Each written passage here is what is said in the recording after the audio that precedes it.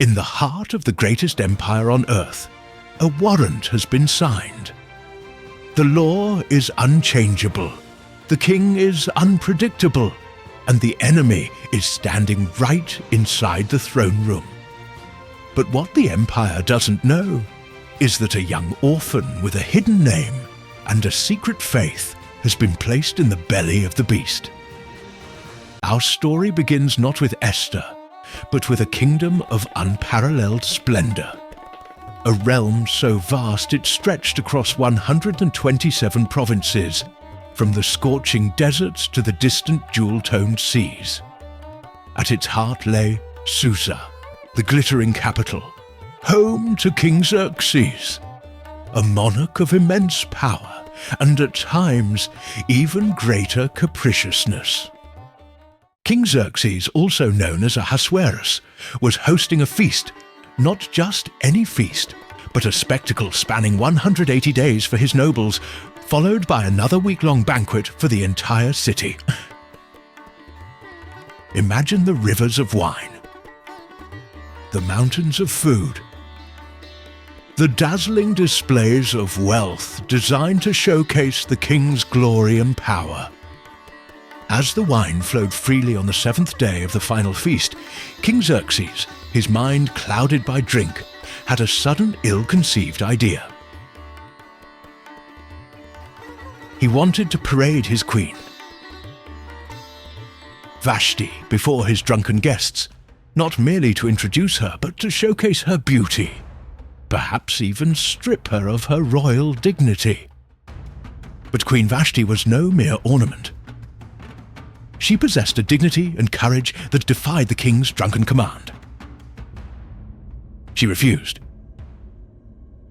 A simple, defiant no that echoed through the lavish halls, shattering the king's authority and shocking his advisors. The wise men of Persia knew this act of defiance, if unpunished, could unravel the very fabric of their patriarchal society. Vashti's fate was sealed. Stripped of her crown and banished from the king's presence, she became a cautionary tale. But a new problem arose. The king needed a queen, and so a decree went out to all 127 provinces. The most beautiful virgins in the land were to be brought to Susa for a royal beauty contest. All across the empire, families got their daughters ready, some feeling hopeful, others feeling afraid. This was not just a beauty contest. It was a call that could change their lives forever, leading them into an unknown future, possibly disappearing into the king's vast harem. In the heart of Susa lived a quiet Jewish community, among them a man named Mordecai. He was a trusted gatekeeper, and more importantly, the guardian of his orphaned cousin. Hadassah, a young woman of exquisite beauty and gentle spirit. Mordecai had raised her as his own daughter. When the king's order reached them, Mordecai made a crucial decision. Hadassah, now known by her Persian name, Esther, must conceal her Jewish identity. It was a perilous secret, but one that could offer a fragile shield in the unpredictable palace. Esther was taken to the palace with many other young women and placed under the care of Hegai, the eunuch in charge of the women. For 12 long months, Esther underwent meticulous beauty treatments, anointing herself with oils and perfumes, learning the intricate customs of the court. Yet, unlike many other women, she asked for nothing extravagant, relying on Hagai's guidance. Her inner grace, her quiet wisdom, shone brighter than any jewel. She captured the heart of Hegai, and soon she would capture the heart of the king. When Esther's turn came, she entered the king's presence not with fanfare, but with quiet elegance. And in that moment, King Xerxes found what he had been seeking. Esther pleased him more than all the other women. He loved her, not just for her beauty, but for the gentle spirit that lay beneath. And so, he placed the royal crown upon her head, proclaiming her Queen of Persia. A lavish feast was thrown in her honor, celebrated across the entire empire. But even amidst this triumph, shadows began to gather. A man named Haman, an Agagite, had risen to immense power in the king's court. He was granted a seat above all the other nobles, and a royal order commanded that all should bow before him. Everyone did except one man, Mordecai, the gatekeeper, Esther's cousin, a Jew, refused to bow. Haman's pride was wounded, but his hatred ran deeper than a personal insult. When he found out that Mordecai was Jewish, his hatred grew to include all Jewish people. He cast lots, called Pur, to choose a day to destroy them. Then he spoke deceitfully to the king, describing the Jews as disloyal people whose laws were different from everyone else's. Ignorant of Esther's true identity, and swayed by Haman's lies and a hefty bribe, King Xerxes gave his signet ring to Haman. A law was written.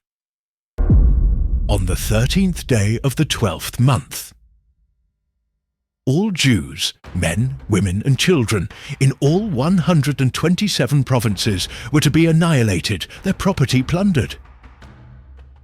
The orders were sent out quickly by messengers, sealing the fate of the people. Across the vast Persian Empire, a wave of terror swept through Jewish communities. Mourning replaced merriment. Wailing replaced laughter. The entire nation cried out to God, knowing that without divine intervention, their very existence would be erased from history. Even within the palace, the cries of despair reached Queen Esther. She was troubled when she saw Mordecai mourning in public and sent someone to ask what was wrong. Through her trusted servant, she learned the terrible truth about Haman's order. Heartbroken, Mordecai begged her to go to the king and speak for her people. He warned her, "Do not think that just because you are in the palace, you will be the only Jew who survives." Queen Esther knew the law very well.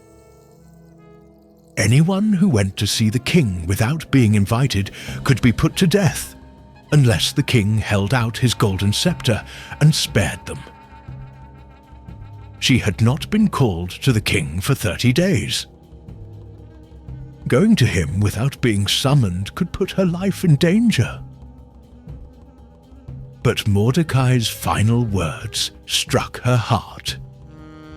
"Who knows if you were made queen for a moment like this?" Her answer was brave and clear. "Go, gather all the Jews who are in Susa and hold a fast on my behalf.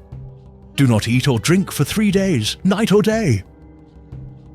My servants and I will fast too, and so I will go to the king, though it is against the law, and if I perish, I perish." After 3 days of fasting and prayer, Esther made her move. Exquisitely dressed in royal robes, she walked into the inner court. When the king saw her, he was pleased and held out his golden scepter, saving her life. "What do you want, Queen Esther?" he asked. Instead of asking for herself right away, Esther made a wise move. She invited the king and Haman to a private banquet. At the second banquet, with Haman smugly anticipating his triumph, Queen Esther finally spoke the truth. Her voice, clear and unwavering, revealed her identity as a Jew and exposed Haman's wicked plot to destroy her people and herself. The king's anger was terrible to behold. He stood up and ordered his guards to do to Haman what he wanted to do to the Jews and Mordecai. Mordecai was given Haman's position of power, second only to the king himself. But the king's previous decree, though instigated by Haman, could not be revoked. A new law had to be made. So Esther and Mordecai wrote a new law. It gave the Jews the right to gather together, defend themselves and fight back against anyone who came to destroy them on that day. Once again, fast messengers rode across the empire, but this time they carried a message of hope and the right to live. And on the 13th day of the 12th month, the very day appointed for their annihilation, the Jews rose up. They defended themselves valiantly against their enemies, empowered by the king's new decree. It was a day of victory, a day of salvation, and a profound reversal of fortune. Mordecai established this day as a yearly feast, Purim, a time of feasting and joy, of sending food to the poor and gifts to one another. It was a perpetual reminder of God's unseen hand, of a nation snatched from the jaws of destruction, and of the courage of a queen who stood for her people. Queen Esther and Mordecai continued to serve the king with loyalty, helping to protect the Jewish people and keep peace across the empire. Their names were remembered not just in the royal palace, but in history itself. History is not a series of accidents. It is a tapestry woven by an unseen hand. You see, the same God who moved Esther from an orphan's hut to a palace throne is the same God who is moving in your life today. You may feel hidden, you may feel small, and you may feel like the decrees against you are written in stone. But remember, when the world sees a coincidence, faith sees a providence. When the world sees an end, God sees a beginning. Esther's story didn't end in the palace. It lives on in every person who chooses light over shadow and courage over comfort. So, look at the challenges before you and ask, what if the pressure you're feeling isn't meant to crush you, but to prepare you? What if the struggle you're in is exactly where you need to be for such a time as this?